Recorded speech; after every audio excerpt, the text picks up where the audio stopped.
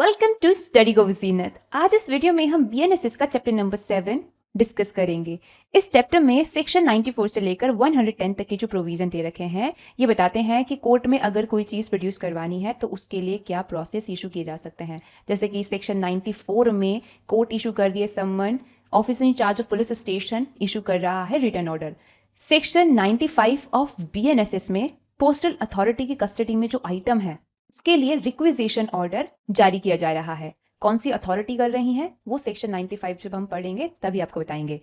Section 96, 97, 98 and 100 ये 4 section ऐसे हैं जिनमें सर्च वारंट जारी किए जा रहे हैं और सेक्शन 101 भी सर्च वारंट से रिलेटेड ही है। बाकी जो सेक्शन है 102 से लेकर 110 तक चैप्टर नंबर 7 में ये सर्च के बारे में कुछ जनरल बातें करते हैं। तो बीएनएसएस के जो सेक्शन आज के वीडियो में हम डिस्कस करने वाले हैं वो सीआरपीसी के किन सेक्शन को रिप्लेस करके लाए गए हैं ये देखने के लिए आप क्या कर सकते हो, जब आप सेक्शन 94 से लेकर 104 तक बीएनएसएस में जाते हो आपने क्या करना है, -3 करना है। आपको फिर सीआरपीसी के वो सेक्शन मिल जाएंगे जो कि रिप्लेस करके बीएनएसएस के सेक्शन लाए गए हैं। फिर section 105 of BNSS new section है। सेक्शन 106 ऑफ बीएनएसएस सीआरपीसी के सेक्शन 102 को रिप्लेस करके लाया गया है। सेक्शन 107 बीएनएसएस में न्यू सेक्शन है। फिर सेक्शन 108, 109, 110 बीएनएसएस में सीआरपीसी के इन सेक्शन को रिप्लेस करके लाए गए हैं। पहले क्या हुआ करता था, अब क्या चेंज किए गए हैं, वो सब चीजें आप बीएनएसएस के नोट्स में जो मैंने स्टार्टिंग में कंपैरिजन वाला चार्ट दिया हुआ है एक बार उससे चेक कर लेना। हम वो सब चीजें नहीं डिस्कस करेंगे, हम सीधा टू द पॉइंट सेक्शन 94 से लेकर 110 तक जाएंगे आज के वीडियो में। जहां जहां जो जो इंपॉर्टेंट केसेस जरूरी हैं आपके एग्जाम के पर्पस के लिए वो केसेस भी हम डिस्कस करेंगे। अगर आप प्रिपेयर कर रहे हैं जुडिशरी, एपीओ या किसी भी लॉ से रिलेटेड एग्जाम के लिए और आपके एग्जाम में BNSS, BSA, BNS, TPA, CPC या कोई भी सब्जेक्ट जो लिस्ट में मेंशन है वो अगर पूछा जाता है जिसके मैंने बनाए हुए हैं नोट्स, चाहे एमसीक्यू टाइप ऑफ क्वेश्चंस आते हों या फिर आते हों डिस्क्रिप्टिव टाइप के क्वेश्चंस, सब जगह जो नोट्स मैंने बनाए हुए हैं वो आपको हेल्प करने वाले हैं। अपने नोट्स में मैंने सेक्शंस को फ्लो चार्ट्स में ब्रेक डाउन करके लिखा हुआ है ताकि आपको वो इजीली समझ में आ जाए। साथ ही आपको हर एक सेक्शन से रिलेटेड जो भी रिसेंट के केसेस होते हैं एंड लैंडमार्क केसेस होते हैं वो सब आपको नोट्स में मिल जाएंगे। मतलब ऐसा कंटेंट जिसको पढ़ने के बाद ना आपको कहीं और जाने की जरूरत नहीं है, बस क्या करना है, पीवाईक्यू सॉल्व करने हैं। फिर देखना आपकी तैयारी कितनी आसान हो जाती है। ये सिर्फ नोट्स नहीं है, ये मेरे रात दिन की मेहनत है जो कि इनको प्रिपेयर करने में मैंने लगाई है ताकि मैं आप लोगों को अच्छा कंटेंट प्रोवाइड कर सकूं। That's why these are to the point notes और इनको मैंने बनाया ही इस तरीके से है ताकि आपका टाइम फालतू चीजों पे जाया होने से बच जाए और आप सिर्फ उतना पढ़ो जितना आपके एग्जाम के लिए जरूरी है। तो अपनी तैयारी को स्मार्टली बूस्ट करने के लिए आप भी परचेस कर सकते हैं मेरे नोट्स। कैसे परचेस करना है, मेरा व्हाट्सएप नंबर आपको जो स्क्रीन पर दिख रहा है उसको स्टडी गो विद ज़ीनत के नाम से सेव कर लो। उसके बाद मेरी व्हाट्सएप प्रोफाइल पे जाओ और जो भी नोट्स आपको परचेस करना है वहां से उसको सिलेक्ट करो और उसके बाद मुझे व्हाट्सएप करो। सेक्शन 94 ऑफ बीएनएसएस सीआरपीसी के सेक्शन 91 को रिप्लेस करके लाया गया है और ये सेक्शन कहता क्या, ये कहता है कि अगर किसी डॉक्यूमेंट, इलेक्ट्रॉनिक कम्युनिकेशन जिसमें आपका ऐसी कम्युनिकेशन डिवाइसेस इंक्लूड हैं जिनमें हो सकता है डिजिटल एविडेंस या फिर कोई अदर चीज, इनमें से किसी के बारे में भी अगर किसी कोर्ट को या किसी officer in charge of police station को ऐसा लगता है कि इनको प्रोड्यूस करवाया जाना for the purpose of any investigation, inquiry, trial और अदर प्रोसीडिंग अंडर बीएनएसएस जरूरी है या फिर डिजायरेबल है, तो तब कैसे ये प्रोड्यूस करवाएंगे। अगर हम बात करें कोर्ट की तो कोर्ट क्या कर सकती है, कोर्ट यहाँ पर समन इशू कर सकती है। अगर हम बात करें officer in charge of police station की, ये क्या कर सकता है, ये फिजिकल फॉर्मेट में या फिर इलेक्ट्रॉनिक फॉर्मेट में रिटर्न ऑर्डर इशू कर सकता है। तो कोर्ट अगर इशू करी है समन या फिर ऑफिसर अगर इशू करा है रिटर्न ऑर्डर, इसके तहत ये क्या रिक्वायर करेंगे, ये चीज जिस भी पर्सन के पोजेशन में है या पावर में है उस पर्सन को ये रिक्वायर करेंगे कि वो कोर्ट में आए और इन चीजों को कोर्ट में प्रोड्यूस करे या फिर सिंपली प्रोड्यूस करे उस समय उस जगह, जैसा कि समन जो कोर्ट ने इशू किया है या ऑर्डर जो कि इस ऑफिसर ने इशू किया है उसमें स्पेसिफाई किया गया है। सबसेक्शन 2 ये कह रहा है कि जिस पर्सन को कोई पर्टिकुलर डॉक्यूमेंट या कोई चीज अंडर सेक्शन 94 ऑफ बीएनएसएस बोला गया है कोर्ट में पेश करने के लिए, अगर वो पर्सन खुद पर्सनली कोर्ट में ना आकर किसी और तरीके से वो प्रोड्यूस करवा देता है तो मान लिया जाएगा कि उसने सेक्शन 94 ऑफ बीएनएसएस का कंप्लायंस कर दिया है। इसके साथ साथ आप भारतीय साक्ष्य अधिनियम का सेक्शन 144 भी लिंक कर सकते हो, जो कि ये कहता है कि जब किसी पर्सन को सम्मन भेजा जाता है ताकि वो कोई डॉक्यूमेंट कोर्ट में लाकर प्रस्तुत करे, फिर वो डॉक्यूमेंट कोर्ट में लाकर प्रस्तुत करता है, तो इसका मतलब ये नहीं है कि वो अब विटनेस बन गया है और उसको क्रॉस एग्जामिन कर लो ना। उसको तभी क्रॉस एग्जामिन किया जा सकता है जब उसको डायरेक्टली एज अ विटनेस बुलाया गया हो। साथ ही आपने ध्यान रखना है state of Orissa versus Devendranath का केस। इस केस में जो बातें हेल्ड करी गई थी उन बातों को साइड करते हुए 2024 में एक रिसेंट केस आता है स्टेट ऑफ राजस्थान वर्सेस सुवर्ण सिंह, जिसमें सुप्रीम कोर्ट ये बात हेल्ड करती है कि under section 94 of BNSS court process issue नहीं कर सकती है to compel the production of things और document at the stage of framing of charges. किसके एप्लीकेशन पर? Upon the application by the accused. क्योंकि जो एक्यूज है उसको अंडर सेक्शन 94 ऑफ बीएनएसएस कोई डॉक्यूमेंट या कोई चीज प्रोड्यूस करने का राइट ट्रायल शुरू होने से पहले नहीं मिलता है। ये उसको तभी मिलता है जब वो एंटर होता है अपनी डिफेंस में, सिर्फ उसी स्टेज पर। ये चीज आपने ध्यान रखनी है। और ये जो बातें यहाँ पर मैंने आपको बताई इनसे रिलेटेड आपने Shyamlal Mohanlal versus state of Gujarat and Ramakrishnan versus Kuttan Pillai, ये दो केस जो रिलेटेड है ये भी याद रखने हैं। आगे सब सेक्शन 3 सेक्शन 94 का ये कह रहा है कि सेक्शन 94 में जो भी आपने पढ़ा वो भारतीय साक्षी अधिनियम के सेक्शन 129 एंड 130 के ऊपर कोई इंपैक्ट नहीं डालेगा, ना ही बैंकर्स बुक्स एविडेंस एक्ट 1891 के जो प्रोविजंस हैं उनके ऊपर कोई इंपैक्ट डालेगा। और ये भी ध्यान रखना है कि section 94 of BNSS postal authority की कस्टडी में जो letter, post card, other document parcel या चीजें हैं उनके ऊपर भी अप्लाई नहीं होता है, क्योंकि उनके लिए अलग सेक्शन दे रखा है सेक्शन 95।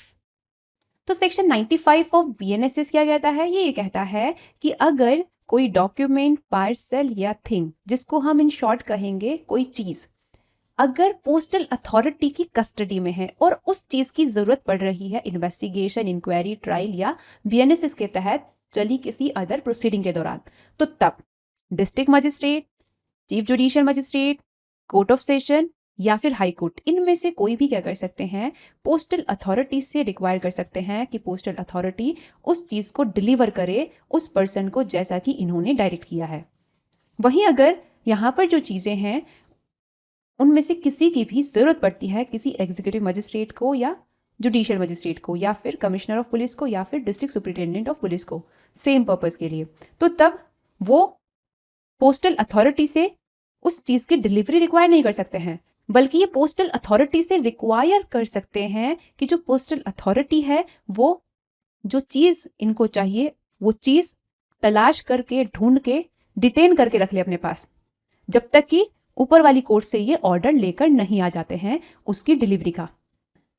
अब हम सर्च वारंट से रिलेटेड जो प्रोविजन दे रखे हैं चैप्टर नंबर 7 में वो डिस्कस करेंगे। वैसे तो सर्च बिना वारंट के भी करी जा सकती है और इस चीज के रिगार्डिंग आप बीएनएसएस के सेक्शन 44, 108, 185 एंड 186 चेक कर सकते हो।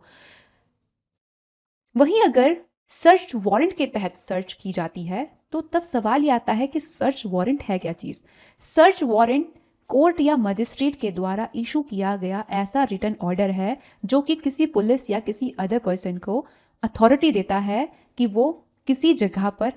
एंट्री मार सकते हैं और वहां की तलाशी ले सकते हैं। Search warrant basically section 96, 97, 98 and 100 of BNSS में इशू किए जाते हैं।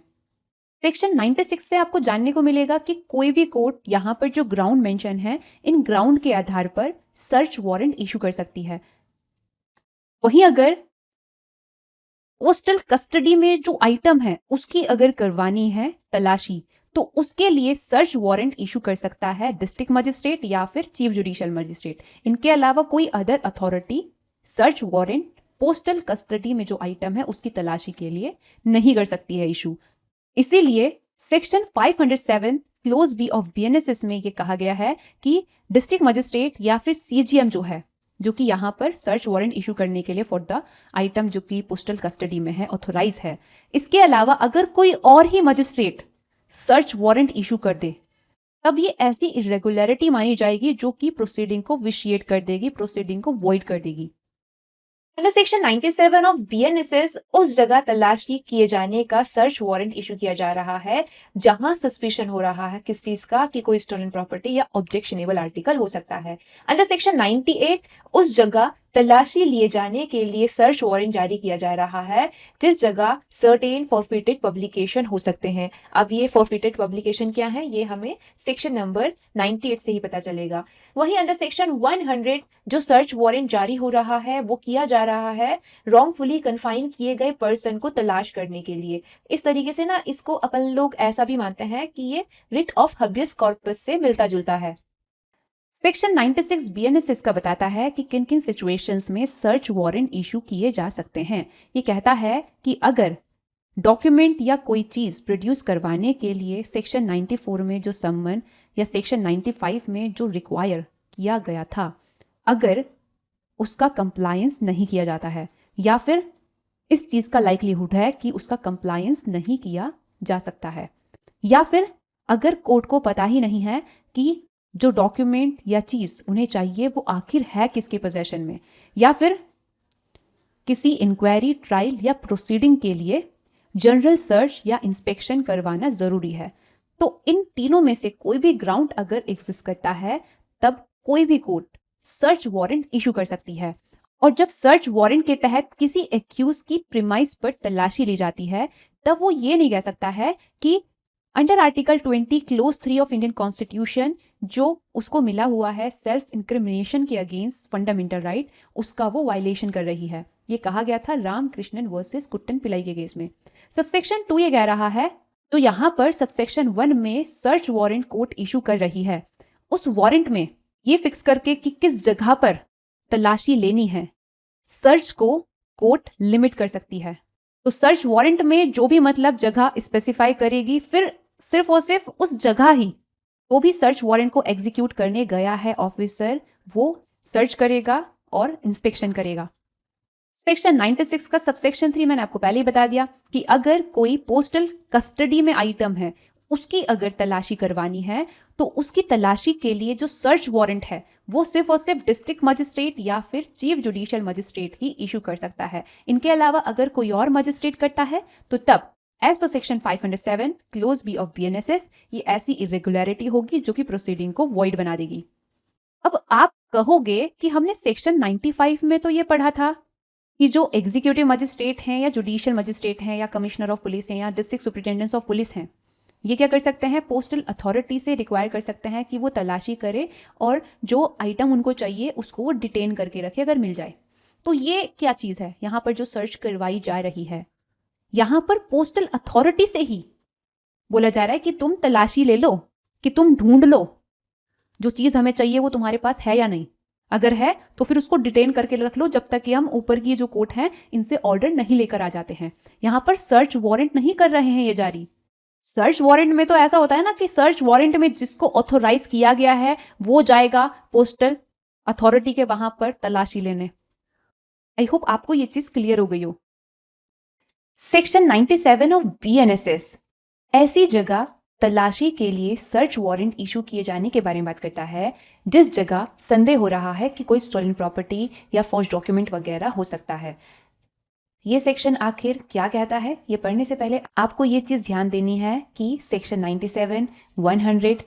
101 एंड 105 ये चारों सेक्शन में जो अथॉरिटी मेंशन है वो सेम है। कौन कौन मेंशन है? District magistrate, sub divisional magistrate या फिर judicial magistrate of first class. जहां पर भी जिस भी सेक्शन में जो जो अथॉरिटी मेंशन होती हैं एग्जाम के लिए बहुत ज़्यादा इंपॉर्टेंट होती हैं क्योंकि वो अथॉरिटी आपके प्रीलिम्स एग्जाम में भर भर कर पूछी जाती हैं। तो अथॉरिटीज आपने हर एक सेक्शन की ध्यान रखनी है कि कौन से सेक्शन में कौन सी अथॉरिटी मेंशन है। ध्यान रखना सेक्शन 97, 100, 101, 105 ये चारों सेक्शन में DM, SDM and judicial magistrate of first class mention है। तो ये आखिर क्या कर सकते हैं अगर हम बात करें सेक्शन 97 में तो ये सेक्शन 97 में सर्च वारंट इशू कर सकते हैं कब? जब इनको ना इन्फॉर्मेशन मिली है और अगर इनको लगा कि कोई इंक्वायरी करनी चाहिए उस इन्फॉर्मेशन के आधार पे तो फिर इन्होंने इंक्वायरी वगैरह की। उसके बाद अगर इनको रीजन टू बिलीव होता है, यहाँ पे ना रीजन और लिख लेना, रीजन टू बिलीव होता है इनको कि कोई जगह है ऐसी जो कि यूज करी जा रही है स्टोलन प्रॉपर्टी को डिपॉजिट या सेल करने के लिए या फिर सबसेक्शन 2 में जो ऑब्जेक्शनेबल आर्टिकल्स बता रखे हैं उन ऑब्जेक्शनेबल आर्टिकल को डिपॉजिट, सेल या प्रोड्यूस करने के लिए।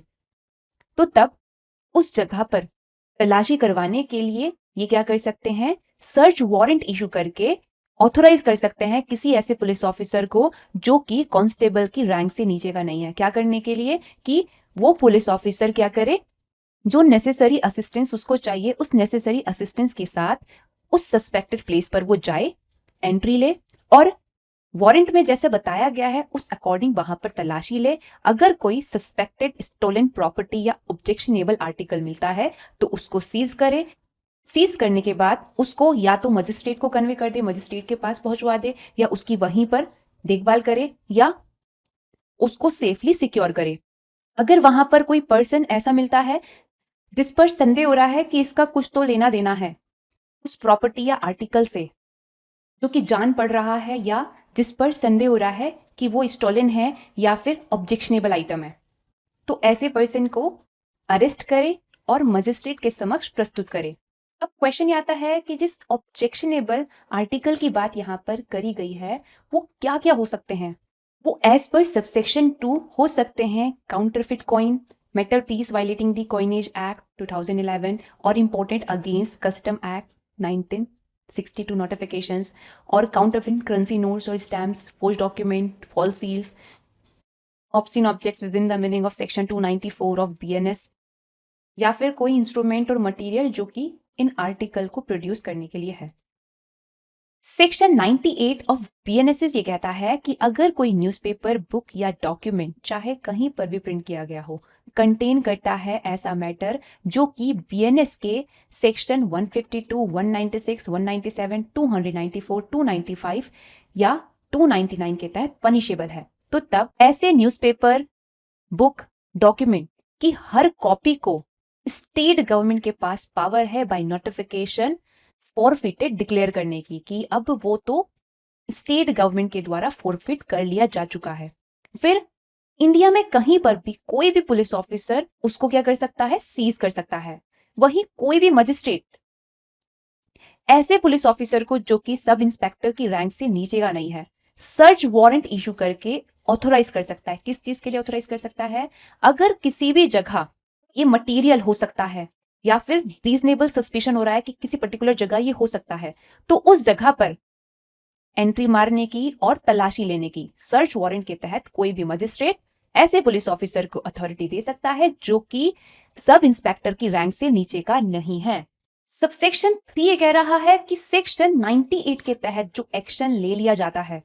जो ऑर्डर पास कर दिया जाता है, उसको किसी भी कोर्ट में क्वेश्चन नहीं किया जा सकता है, यानी कि उसका जुडिशियल रिव्यू नहीं हो सकता है। सिर्फ और सिर्फ उसको सेटिसाइड करवाने के लिए हाई कोर्ट में जाया जा सकता है अंडर सेक्शन 99। कितने टाइम के अंदर, within 2 months from the date of publication of the forfeiture in the official gazette. और किस ग्राउंड पर अप्लाई किया जाएगा to set aside such forfeiture, ground ये होगा कि जो पब्लिकेशन है वो कोई ऐसा मैटर कंटेन नहीं करता है जैसे कि सेक्शन 98 सबसेक्शन 1 में बताया गया है, यानी कि ऐसा मैटर जो BNS के इनमें से किसी भी सेक्शन के तहत पनिशेबल है, वैसा मैटर वो पब्लिकेशन कंटेन नहीं करता है। बाकी आपने ये ध्यान रखना है कि सेक्शन 99 ऑफ BNSS के तहत सेक्शन 98 ऑफ BNSS के फॉरफीचर को सेट असाइड करवाने के लिए कौन एप्लीकेशन कर सकता है, कौन कर सकता है, कोई भी पर्सन जिसका इंटरेस्ट है उस न्यूज़पेपर, बुक या डॉक्यूमेंट में जो कि सेक्शन 98 ऑफ BNSS के तहत फॉरफिट किया जा चुका है। ध्यान रखना एप्लीकेशन डलती है हाई कोर्ट में, कितने टाइम के अंदर, 2 महीने के अंदर from the date of publication of the forfeiture in the official gazette. फिर ये जो एप्लीकेशन हाई कोर्ट में आई इसको डिसाइड कौन करेगा, तो इसके लिए अगर हाई कोर्ट में 3 या 3 से ज्यादा जज हैं तो तब 3 जज की जो स्पेशल बेंच है वो बैठेगी और वो उस एप्लीकेशन की सुनवाई करेगी। अगर 3 से कम जज हैं हाई कोर्ट में तो तब जितने भी हैं वो सारे के सारे इस एप्लीकेशन की सुनवाई करेंगे। डायरेक्टली अब सबसेक्शन 5 पर अगर जाओ तो वो ये कहता है कि अगर जो स्पेशल बेंच में जजेस बैठे हैं उनका अगर ओपिनियन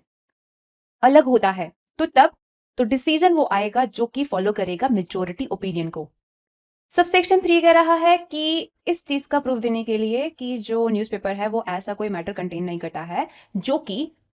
अंडर सेक्शन 98 सबसेक्शन 1 बताए गए बीएनएस के सेक्शन में पनिशेबल है और फोरफीचर के लिए लायबल है। इसके प्रूफ के रूप में एविडेंस के तौर पर न्यूज़पेपर की जो कॉपी है वो दी जा सकती है। सबसेक्शन 4 ये कह रहा है कि जो भी एविडेंसेस पेश किए गए उन सबको देखने के बाद अगर जो हाई कोर्ट है वो ये पाती है कि कोई ऐसा मैटर पब्लिकेशन में है ही नहीं जो कि सेक्शन 98 सबसेक्शन 1 के तहत फॉरफीचर के लिए लायबल हो, तो तब हाई कोर्ट क्या कर देगी, फॉरफीचर का जो डिक्लेरेशन किया गया था सेक्शन 98 में उसको सेट असाइड कर देगी। तो यहाँ पे आपका section 98 as well as section 99 दोनों एक साथ हो चुके हैं कंप्लीट। सेक्शन 100 बीएनएसएस का, जो कि मैंने आपको स्टार्टिंग में बताया था कि ये रिट ऑफ हबियस कॉर्पस की तरह है, क्योंकि ये बात करता है उस पर्सन की तलाश की जिसको रॉन्गफुली कन्फाइन किया गया है। कहता है ये कि अगर किसी डिस्ट्रिक्ट मजिस्ट्रेट को या फिर सब डिविजनल मजिस्ट्रेट को या फिर judicial magistrate of first class को, इनमें से किसी भी मजिस्ट्रेट को अगर रीजन टू बिलीव ये होता है कि किसी पर्सन को ऐसी परिस्थितियों में रॉन्गफुली कन्फाइन किया गया है जिन परिस्थितियों में उस पर्सन का कन्फाइनमेंट एक ऑफेंस बन रहा है, तो तब ये मजिस्ट्रेट क्या कर सकते हैं, उस पर्सन को तलाश करवाने के लिए सर्च वारंट इशू कर सकते हैं। जिस पर्सन को ये सर्च वारंट में डायरेक्शन देंगे कन्फाइन किए गए पर्सन को ढूंढ के लाने के लिए, उसको तलाश करने के लिए, फिर वो पर्सन वारंट के मुताबिक कन्फाइन किए गए पर्सन को तलाश कर सकेगा। अगर कन्फाइन किया गया पर्सन मिल जाता है तो तब इमीडिएटली ये क्या करेगा, मजिस्ट्रेट के समक्ष उसको लेके जाएगा, फिर मजिस्ट्रेट को जो लगता है सही केस की परिस्थितियों के हिसाब से वो ऑर्डर यहाँ पर देगा। अब आप मुझे कमेंट सेक्शन में बताइएगा कि रॉन्गफुल कन्फाइनमेंट जो कि बीएनएस के सेक्शन 127 में दे रखा है उसका मतलब क्या होता है। कुछ एग्जाम्पल्स के जरिए भी आप इस चीज को डिफाइन करके बता सकते हैं, और क्या पनिशमेंट रॉन्गफुल कन्फाइनमेंट का बीएनएस में दे रखा है ये भी आप मुझे कमेंट सेक्शन में बताना। बाकी आपने ध्यान रखना है कि सेक्शन 100 के तहत सर्च वारंट किसी ऐसे पर्सन को तलाश करके रिलीज करवाने के लिए भी इशू किया जा सकता है जिसको सर्च वारंट जारी करने वाले मजिस्ट्रेट के जुरिस्डिक्शन के बाहर डिटेन किया गया है। लेकिन वहीं जो सेक्शन 101 है उसमें सर्च वारंट इशू नहीं हो रहा है, और जिस पर्सन को डिटेंशन से रिलीज करवाने का ऑर्डर दे सकते हैं मजिस्ट्रेट अंडर सेक्शन 101, वो ऐसा पर्सन नहीं हो सकता है जिसको उस मजिस्ट्रेट के जुरिस्डिक्शन के बाहर डिटेन किया गया हो, ये भी ध्यान रखना है। तो सेक्शन 101 बीएनएसएस का ये कहता है कि अगर ओथ पर जो करी गई है कंप्लेंट उसमें ये इलेज किया गया है कि किसी महिला या फीमेल चाइल्ड को अनलॉफुल पर्पस के लिए अबडक्ट या अनलॉफुल डिटेन किया गया है, तो तब डीएम या फिर एसडीएम या फिर judicial magistrate of first class इनमें से कोई भी उस महिला की आज़ादी तुरंत रिस्टोर करने का ऑर्डर दे सकते हैं। अगर वो फीमेल चाइल्ड है तो उस फीमेल चाइल्ड को उसके पेरेंट गार्जियन या जिनको भी उस फीमेल चाइल्ड का है लॉफुल चार्ज, उनको वो फीमेल चाइल्ड इमीडिएटली रिस्टोर करने का ऑर्डर दे सकता है। और साथ ही जो ऑर्डर यहाँ पर दिया गया है उस ऑर्डर के कंप्लायंस को कंपेल कराने के लिए ये मजिस्ट्रेट जो भी रिक्वायर्ड फोर्स चाहिए वो फोर्स भी इस्तेमाल कर सकता है। तो ये हो गया आपका सेक्शन 101 बीएनएसएस का, जिसको सर्च वारंट से रिलेटेड प्रोविजन के अंदर रखा गया है, बट ये सेक्शन सर्च वारंट के बारे में नहीं है, ये आपने ध्यान रखना है। ध्यान रखना है कि सर्च वारंट जारी हो रहा है सिर्फ और सिर्फ सेक्शन 96, 97, 98 एंड 100 में। अब लास्ट में जो सेक्शन दे रखे हैं चैप्टर नंबर 7 में सेक्शन 102 से लेकर 110 तक, जैसा कि मैंने आपको स्टार्टिंग में बताया था कि ये सर्च के बारे में जनरल प्रोविजन है, और इनमें से सबसे पहले सेक्शन 102 ये कहता है कि सेक्शन 96, 97, 98 या फिर सेक्शन 100 इनमें से किसी भी सेक्शन के तहत अगर सर्च वारंट इशू किए जा रहे हैं तो उन सर्च वारंट पर जहां तक हो सकता है वहां तक सेक्शन 32, 72, 74, 76, 79, 80 एंड 81 में जो प्रोविजन दे रखे हैं बीएनएसएस में वो अप्लाई होंगे। इन प्रोविजन में आखिर क्या बात करी गई है ये आप मुझे कमेंट सेक्शन में बताइएगा अगर आपको याद है, क्योंकि ये मैंने ऑलरेडी आपको पढ़ा दिए हैं। इनमें वैसे वारंट से रिलेटेड कुछ दे रखा है, क्या दे रखा है ये आप मुझे कमेंट सेक्शन में बताइएगा। सेक्शन 103 बीएनएसएस का उस जगह पर तलाशी के बारे में प्रावधान करता है जो कि बंद है, जैसे कि कोई घर हो गया, office, shop, built up premise वगैरह। ये कहता है क्या कि अगर किसी ऐसी जगह पर सर्च या इंस्पेक्शन बीएनएसएस के चैप्टर नंबर 7 में किया जाना है जो कि बंद है, तो तब उस जगह का जो भी रेजिडेंट या पर्सन इंचार्ज है, उनकी ये ड्यूटी बनती है कि अगर उनसे डिमांड की जाती है और उनको वारंट दिखाया जाता है, तो तब वो वारंट को एग्जीक्यूट करने वाले एग्जीक्यूटिंग ऑफिसर या अदर पर्सन को, इनको ना अपन लोग सर्चिंग अथॉरिटी कहेंगे शॉर्ट में, सर्चिंग अथॉरिटी। तो सर्चिंग अथॉरिटी को उस जगह का रेसिडेंट या पर्सन इंचार्ज जो भी है क्या करेगा, फ्री एंट्री देगा और तलाशी के लिए जो भी रीजनेबल फैसिलिटीज सर्चिंग अथॉरिटी को चाहिए वो सारी रीजनेबल फैसिलिटीज वो देगा। अगर वो एंट्री नहीं देता है तो तब जो ये सर्चिंग अथॉरिटी है ये क्या कर सकती हैं, सेक्शन 44 सबसेक्शन 2 ऑफ बीएनएसएस में जो तरीका बता रखा है उस अकॉर्डिंग आगे प्रोसीड कर सकती हैं।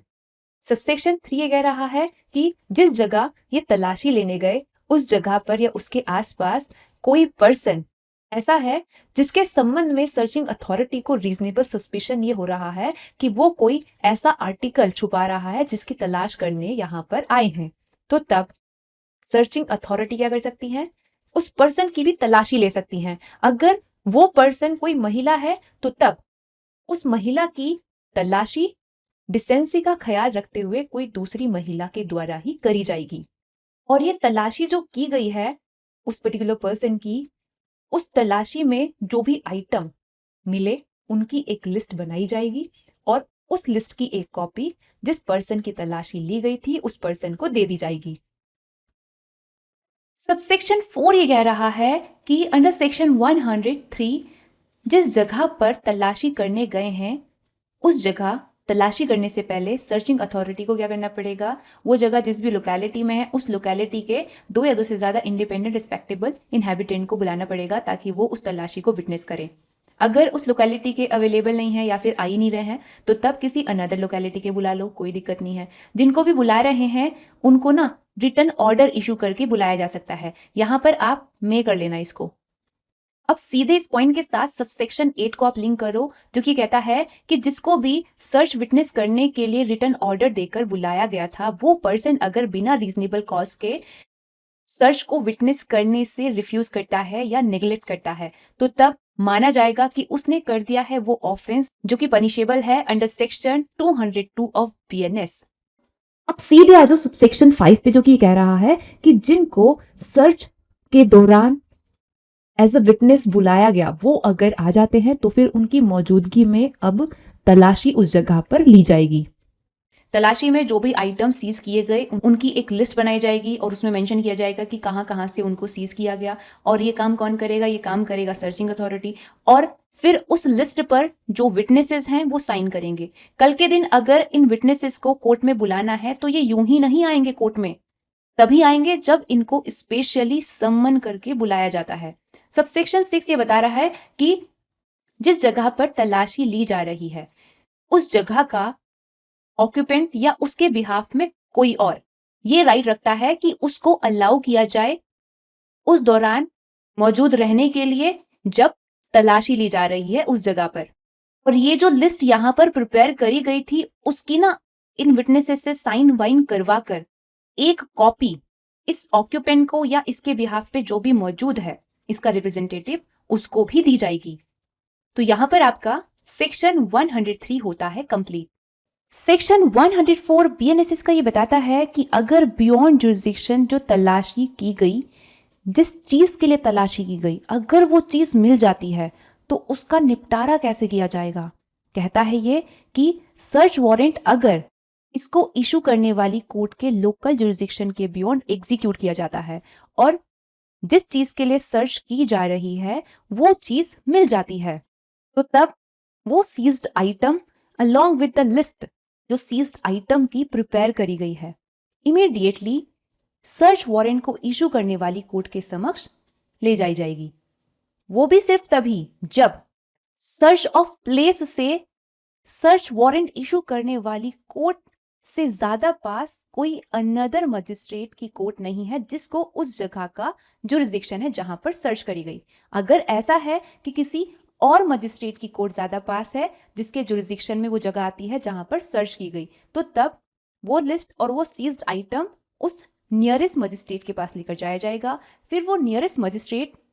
जब तक कि उसके पास कॉन्ट्ररी एक्शन लेने का कोई गुड कॉज ना हो, तब तक ऑर्डर देगा कि वो जो आइटम सीज किया गया है वो लेकर जाया जाए सर्च वारंट इशू करने वाली कोर्ट के पास। तो इस तरह से बियॉन्ड जुरिस्डिक्शन सर्च में जो चीज मिली है उसका डिस्पोजल किया जाएगा। इतनी सी बात सेक्शन 104 में कही गई है। सेक्शन 105 बीएनएसएस का न्यू सेक्शन है। ये सेक्शन ये कहता है कि अगर चैप्टर नंबर 7 में, जो कि आज इस वीडियो में हमने पढ़ा, या फिर सेक्शन 185 ऑफ बीएनएसएस में कोई प्रॉपर्टी, आर्टिकल या कोई चीज सीज करी जाती है या फिर किसी जगह पर तलाशी ली जाती है, तो तब ये सर्च और सीजर जो किया जा रहा है इसका बनाया जाएगा व्लॉग, यानी कि इनको रिकॉर्ड किया जाएगा ऑडियो वीडियो इलेक्ट्रॉनिक मीन्स के जरिए, प्रेफरेबली जिसमें प्राथमिकता दी जाएगी मोबाइल फोन को। और जो सर्च एंड सीजर का यहाँ पर व्लॉग बनाने के लिए कह रहे हैं ना, उसमें ये चीजें भी रिकॉर्ड करेंगे। जब सीज करे गए आइटम की लिस्ट बनाई जा रही है, उस पर विटनेसेस वगैरह साइन कर रहे हैं, वो सब चीजें रिकॉर्ड करी जाएंगी। और ये जो व्लॉग बन गया है इसको पुलिस ऑफिसर बिना किसी डिले के फॉरवर्ड करेंगे डीएम, एसडीएम या फिर judicial magistrate of first class के पास। सेक्शन 106 बीएनएसएस का पुलिस ऑफिसर को सर्टेन प्रॉपर्टी सीज करने की पावर देता है। ये कहता है कि अगर कोई प्रॉपर्टी ऐसी है जिसके बारे में एलिज किया जा रहा है या फिर सस्पिशन हो रहा है कि ये तो स्टोलन है। स्टोलन प्रॉपर्टी कौन कौन सी प्रॉपर्टी होती हैं, बीएनएस में कहाँ पर बताया गया है, आप मुझे कमेंट सेक्शन में बताना। दूसरी चीज कह रहे हैं कि कोई प्रॉपर्टी ऐसी परिस्थितियों में मिलती है जिससे ना सस्पिशन ये हो रहा है कि कोई ऑफेंस हुआ है, तो तब ऐसी प्रॉपर्टी कोई भी पुलिस ऑफिसर सीज कर सकता है। अगर सीज करने वाला जो पुलिस ऑफिसर है वो officer in charge of police station के सबऑर्डिनेट है, तो तब वो officer in charge of police station को इस चीज का इमीडिएटली रिपोर्ट करेगा कि उसने कोई पर्टिकुलर प्रॉपर्टी सीज की है। सबसेक्शन 3 ये कह रहा है कि सबसेक्शन 1 में हर एक पुलिस ऑफिसर जो प्रॉपर्टी को सीज कर रहा है उनकी ये ड्यूटी बनती है कि वो क्या करेंगे, इमीडिएटली इस चीज का रिपोर्ट कि उन्होंने कोई प्रॉपर्टी सीज करी है, किसको देंगे, उस मजिस्ट्रेट को जिसको जुरिस्डिक्शन है। आगे कह रहे हैं कि अगर सीज करी गई प्रॉपर्टी कन्वीनियंटली कोर्ट में ट्रांसपोर्ट नहीं करी जा सकती है, या फिर ऐसा है कि उसको सिक्योर कस्टडी में रखना डिफिकल्ट है, या फिर पुलिस कस्टडी में रखना उसको इन्वेस्टिगेशन के लिए जरूरी नहीं है, तो इन परिस्थितियों में ऐसी सीज करी गई प्रॉपर्टी को सीज करने वाला ऑफिसर एंट्रस्ट कर देगा किसी पर्सन की कस्टडी में, जिससे वो बॉन्ड एग्जीक्यूट करवाएगा, जिस बॉन्ड में ये पर्सन अंडरटेकिंग देगा कि जब भी रिक्वायर किया जाएगा कोर्ट के समक्ष वो प्रॉपर्टी प्रोड्यूस करेगा और उस प्रॉपर्टी के डिस्पोजल के रिगार्डिंग जो भी फर्दर ऑर्डर कोर्ट से आता है उसको वो कंप्लाई करेगा। वहीं अगर प्रॉपर्टी ऐसी है जो कि जल्दी खराब हो सकती है और पता ही नहीं है कि कौन पर्सन उस प्रॉपर्टी के लिए एंटाइटल है, या फिर जो एंटाइटल है वो मौजूद नहीं है, वो एब्सेंट है, और उस प्रॉपर्टी की जो वैल्यू है वो 500 रुपए से कम है, तो तब under the order of the superintendent of police उसको ऑक्शन करके बेचा जा सकता है। और जब बेचा जाएगा उसके बाद जो नेट प्रोसीड आएगा, जहां तक पॉसिबल हो सकता है वहां तक उस पर सेक्शन 503 एंड 504 ऑफ बीएनएसएस के प्रोविजन लगेंगे। तो ये हो गया section 106 of BNSS. Section 107 BNSS का न्यू सेक्शन है जो कि प्रॉपर्टी के अटैचमेंट, फोरफीचर और रिस्टोरेशन के बारे में बात करता है और कहता है कि अगर किसी पुलिस ऑफिसर को ड्यूरिंग इन्वेस्टिगेशन रीजनेबली ये बिलीव होता है कि किसी क्रिमिनल एक्टिविटी की वजह से या फिर किसी ऑफेंस को कमिट किए जाने की वजह से डायरेक्टली या इनडायरेक्टली कोई प्रॉपर्टी डिराइव हुई है, आई है या ऑब्टेन करी गई है, तो वो पुलिस ऑफिसर उस प्रॉपर्टी को अटैच करवाने के लिए एप्लीकेशन लगा सकता है उस कोर्ट या मजिस्ट्रेट के समक्ष जिसको मामले का कॉग्निजेंस लेने का या फिर मामले को ट्राई करने का या मामले को कमिट करने का जुरिस्डिक्शन है। और ये एप्लीकेशन लगाने से पहले इस पुलिस वाले को क्या करना पड़ेगा, सुपरिटेंडेंट ऑफ पुलिस या फिर कमिश्नर ऑफ पुलिस इनमें से किसी से भी अप्रूवल लेना पड़ेगा, तब जाके ये एप्लीकेशन लगाएगा कोर्ट में या मजिस्ट्रेट के पास। मान के चलो कोर्ट में लगाई है एप्लीकेशन, तो कोर्ट को अगर एविडेंसेस लेने से पहले या एविडेंसेस लेने के बाद रीजनेबली बिलीव ये होता है कि हाँ वो जो प्रॉपर्टी है वो क्राइम का प्रोसीड है, as a result of crime आई है, तो तब कोर्ट क्या कर सकती है, जो भी कंसर्न पर्सन है उसको नोटिस इशू करके बोल सकती है कि भाई आप कारण बताओ 14 दिन के अंदर। क्या कारण बताओ कि जो प्रॉपर्टी है उसको अटैच क्यों ना किया जाए, इस चीज का आप रीजन बताओ। और अगर इस पर्सन के बिहाफ पे किसी अदर पर्सन ने उस प्रॉपर्टी को अपने पास रखा हुआ था, हेल्ड किया हुआ था, तो उस पर्सन को भी एक कॉपी नोटिस की भिजवाई जाएगी।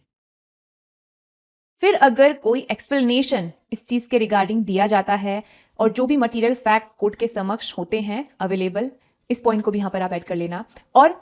सुनवाई की रीजनेबल अपॉर्चुनिटी देने के बाद कोर्ट क्या कर सकती है, कोर्ट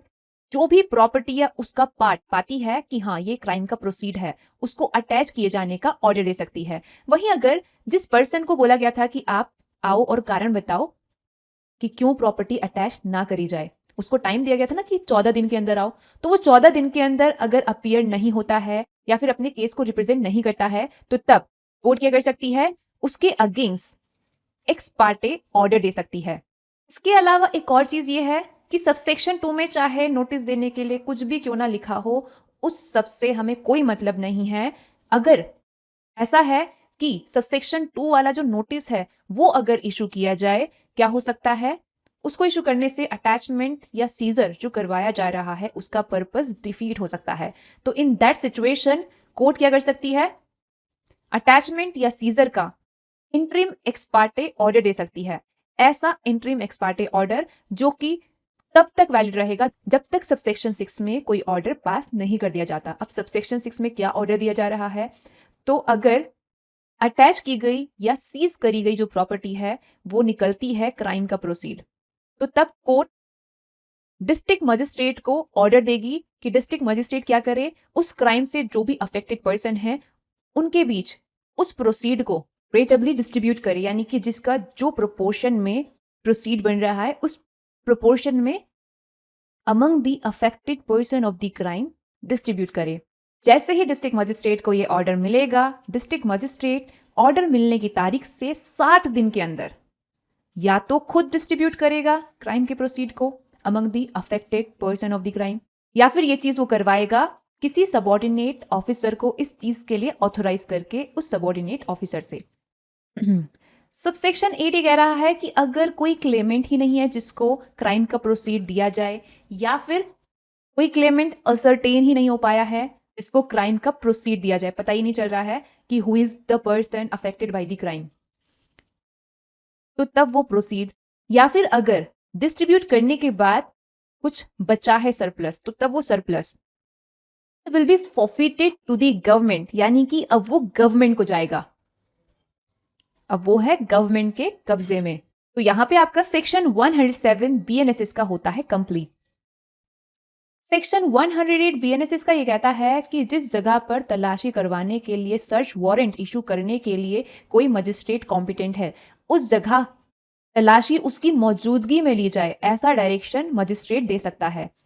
यानी कि कहने का मतलब यह है कि जब किसी पर्टिकुलर जगह तलाशी ली जा रही हो जिसके लिए मजिस्ट्रेट ने सर्च वारंट इशू किया है, तो उस जगह पर ना वो ये डायरेक्शन दे सकता है कि जब मैं मौजूद रहूंगा तब करना तलाशी। तो इट मीन्स कि वो तलाशी के दौरान प्रेजेंट रह सकता है उस जगह जहां पर तलाशी ली जा रही है। अब सेक्शन 109 बीएनएसएस का ये कह रहा है कि कोई कोर्ट क्या कर सकती है, अगर उसको लग रहा है सही, जो भी डॉक्यूमेंट या चीज अंडर बीएनएसएस उसके समक्ष प्रोड्यूस करी गई है उसको वो इंपाउंड कर सकती है। इंपाउंड करने का मतलब होता है रिटेन करके रखना, अपने पोजेशन में रखना। ध्यान ये रखना कि सेक्शन 109 ऑफ बीएनएसएस के तहत पासपोर्ट को इंपाउंड नहीं किया जा सकता है। हालांकि पुलिस वाले क्या कर सकते हैं, पासपोर्ट को under section 104 subsection 1 of BNSS seize कर सकते हैं। आफ्टर दैट सीजर फिर वो पासपोर्ट उनको भेजना पड़ेगा पासपोर्ट अथॉरिटी के पास। सिर्फ वही है जो कि ये डिसाइड कर सकती है कि उस पासपोर्ट को इंपाउंड करना चाहिए या नहीं करना चाहिए। तो ध्यान रखना सेक्शन 109 ऑफ बीएनएसएस के तहत जो भी चीजें कोर्ट इंपाउंड कर सकती है, उन चीजों में पासपोर्ट नहीं आता है। क्यों? क्योंकि पासपोर्ट एक्ट बीएनएसएस के इस जनरल प्रोविजन को ओवरराइड करता है। और ये कहा गया था चेनुपति versus state of Andhra Pradesh 2023 के केस में। लास्ट सेक्शन जो है चैप्टर नंबर 7 का सेक्शन 110, इसकी जस्ट एक बार आप हेडिंग देख लेना, बाकी ये इंपॉर्टेंट सेक्शन नहीं है। ये बात करता है regarding the process reciprocal arrangement की, और रेसिप्रोकल अरेंजमेंट के लिए एक अलग से चैप्टर दे रखा है, चैप्टर नंबर 8, जिसमें सेक्शन 111 से लेकर 124 तक के प्रोविजन दे रखे हैं। और ये चैप्टर भी इंपॉर्टेंट नहीं है। इस चैप्टर में सेक्शन 105A से लेकर 105B तक के प्रोविजंस हुआ करते थे सीआरपीसी में। अभी फिलहाल सेक्शन 105A सीआरपीसी को रिप्लेस करके सेक्शन 111 बीएनएसएस में डाला गया है। वहीं section 166A and 166B CrPC में जो हुआ करते थे, उनको भी इसी चैप्टर में बीएनएसएस में डाल दिया गया है, सेक्शन 112 एंड 113 ऑफ बीएनएसएस के रूप में। फिर आगे जो सेक्शन 105B से लेकर 105L तक सीआरपीसी में हुआ करते थे, उनके बजाय बीएनएसएस में देखने को मिलेंगे आपको सेक्शन 114 से लेकर 124 तक के प्रोविजन। थोड़ा बस आप सेक्शन 112 एंड 113 की हेडिंग देख लेना। सो गाइस, आज के लिए बस इतना ही रखते हैं। अगर आपको ये वीडियो अच्छा लगा है तो लाइक करना और चैनल को सब्सक्राइब करना। और जैसे आप रील शेयर करते रहते ना अपने दोस्तों को, उनके बजाय ये काम की वीडियो भी शेयर कर लिया करो, ताकि वो भी पढ़ ले, उनका भी कुछ भला हो जाए। और हाँ, अगर आपको मेरे किसी भी सब्जेक्ट के नोट्स चाहिए, उनको बाय करने के लिए आप मुझे कांटेक्ट कर सकते हैं मेरे व्हाट्सएप नंबर पर, जो कि आपको स्क्रीन पर दिख रहा है। और मेरा टेलीग्राम चैनल है स्टडी गो विद जीनत के नाम से, उसको भी ज्वाइन कर लेना। वहां पर मैं काफी सारी चीजों की अपडेट आप लोगों को प्रोवाइड करती रहती हूँ। So thank you for watching my video. मिलते हैं नेक्स्ट वीडियो में, तब तक के लिए टाटा एंड गुड बाय।